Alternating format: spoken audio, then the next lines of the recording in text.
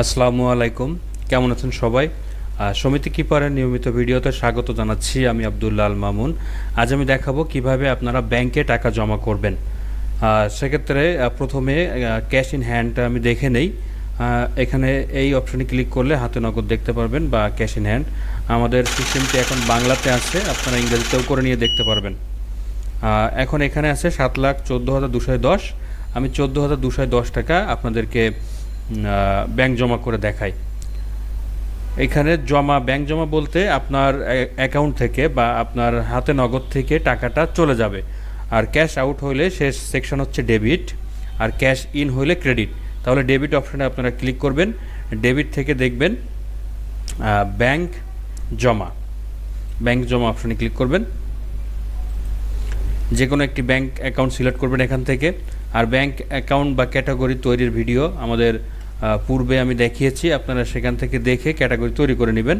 এখান থেকে আপনারা ব্রাঞ্চ সিলেক্ট করবেন, তারপর হচ্ছে ব্যাংক জমার পরিমাণ দিবেন। আমি 14,710 টাকা 14,210 টাকা আমি ব্যাংক জমা করব এখন। এখান থেকে ডেট দিবেন। আর যদি জমার কোনো নোট থাকে আপনাদের, তাহলে নোট রাখতে পারবেন এখানে। অনেক সময় দেখা যায় কোনো সদস্য আপনাদেরকে ব্যাংকের মাধ্যমে টাকা পাঠায়, সেক্ষেত্রে আপনারা বলে দিতে পারেন, এখানে নোট হিসেবে রাখতে পারেন যে এরকম আর কি, আপনার সদস্যের অ্যাকাউন্ট নাম্বার দিয়ে আপনারা আপনাদের মতো নোট রাখতে পারবেন।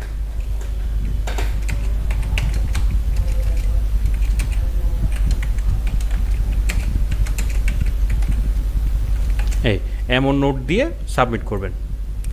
সাবমিট করার পূর্বে আপনাকে একটি অ্যালার্ট করবে, আপনি নিশ্চিত কিনা এটা দেখে ওকে বাটনে প্রেস করবেন।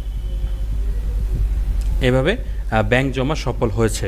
তো এটি কি দেখবেন কিভাবে ব্যাংক স্টেটমেন্ট, এটা কয়েকভাবে দেখা যায়। একটা হচ্ছে প্রাইমারি মেনুতে ক্লিক করলে দেখতে পারবেন। প্রাইমারি মেনু থেকে হচ্ছে আপনার ব্যাংক লিস্ট বা ব্যাংক ক্যাটাগরি, এই যে ব্যাংক তালিকা, এখানে ক্লিক করবেন। হচ্ছে আমরা ইসলামী ব্যাংকে জমা করছিলাম, একটু স্টেটমেন্টটা দেখি। এই যে আরও দেখুন অপশনে ক্লিক করলে দেখতে পারবেন। দেখেন 14,210 টাকা। আর ক্যাশ ইন হ্যান্ডে এখন কত আছে দেখেন।